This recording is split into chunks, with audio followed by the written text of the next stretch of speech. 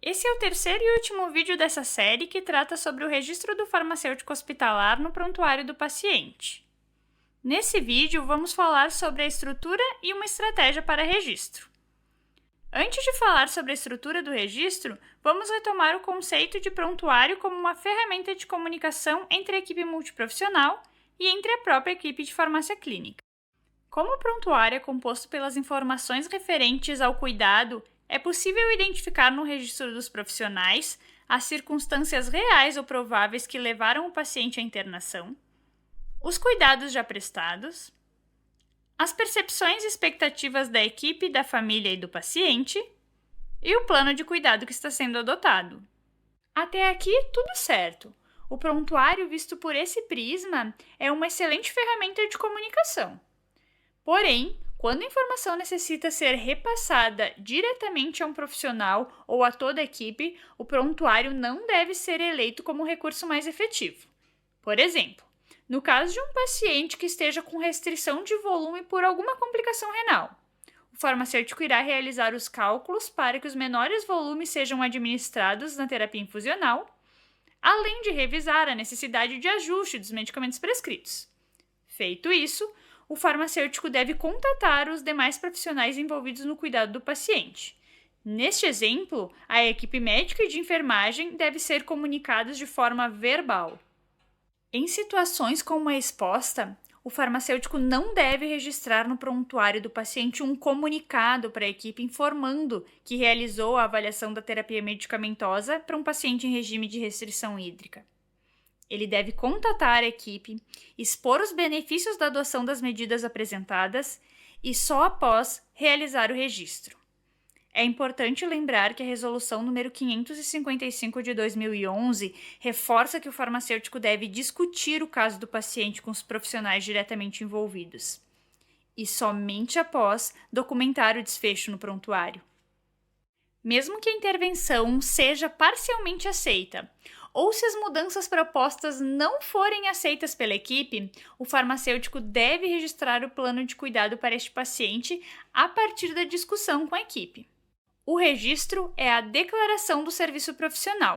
Neste caso, o farmacêutico pode descrever os volumes reduzidos para cada medicamento e as doses ajustadas. Porém, é importante descrever o serviço prestado e os encaminhamentos realizados, a avaliação e a revisão da farmacoterapia com a equipe, e as metas, o plano de cuidado traçado pelo farmacêutico, o que avaliar nas próximas horas ou dias, quais exames acompanhar e o que pode se esperar após a implementação da intervenção proposta.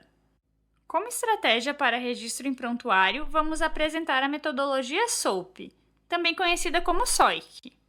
Esse modelo de raciocínio clínico é bastante difundido entre os profissionais de saúde e foi apresentado em 2011 pela Sociedade Farmacêutica da Austrália como um modelo para documentação da atividade clínica pelo farmacêutico. As siglas SOAP e SOIC representam subjetivo. São as observações que não podem ser mensuradas. Podem ser a percepção de outros profissionais de saúde sobre o paciente que não foram observadas pelo farmacêutico, ou declarações do paciente em relação à descrição de quaisquer sintomas que ele possa estar experimentando.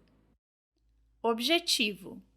São observações baseadas em sinais ou sintomas que são realmente observados ou medidos pelo farmacêutico, ou ainda podem ser mensurados, como exames laboratoriais e sinais vitais. Avaliação ou impressão. Nesta parte do registro, é descrita a avaliação ou a impressão do farmacêutico relacionada às observações subjetivas e objetivas, incluindo a identificação dos problemas relacionados a medicamentos observados na análise da terapia medicamentosa, quando existirem. Plano ou conduta. Aqui devem ser descritos os encaminhamentos realizados, quais as ações ou intervenções realizadas pelo farmacêutico para sanar ou minimizar os problemas relacionados a medicamentos, as metas a serem perseguidas durante o tratamento e as melhoras clínicas esperadas após a implementação das intervenções propostas. Além disso, podem ser descritos os exames que devem ser monitorados para analisar a evolução clínica do paciente ou da farmacoterapia. Para exemplificar, Digamos que o paciente João Silva refere complicação renal prévia e está internado há 5 dias em uso de vancomicina para tratamento de uma infecção por Staphylococcus aureus resistente à meticilina. Houve aumento dos valores de creatinina sérica do dia 1 para o dia 5 de internação. Neste caso, a evolução seria: subjetivo, paciente relata complicação renal prévia. Objetivo, 5º dia de internação para tratamento de infecção por MRSA, em uso de vancomicina 1 grama de 6 em 6 horas. Creatinina em D1, 0,9 mg por decilitro e em D5, 1,1 mg por decilitro.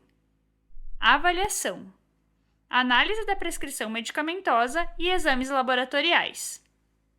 Plano: monitorar creatinina sérica, sugerir nova coleta para verificação de vancocinemia. Este é um exemplo, porém, existem diversas formas de registrar. O registro deve acompanhar o plano de cuidado do farmacêutico e da equipe.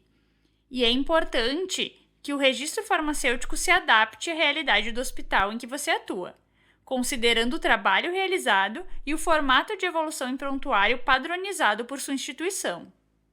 Também devemos lembrar que, para a evolução farmacêutica estar completa, ela deve conter os dados do profissional farmacêutico: nome, número de registro do conselho e assinatura. Com este vídeo, finalizamos esta série sobre o registro do farmacêutico hospitalar no prontuário do paciente. Esperamos que estes vídeos auxiliem em seus estudos e em sua prática profissional. Lembre-se, registrar é nosso direito e nosso dever.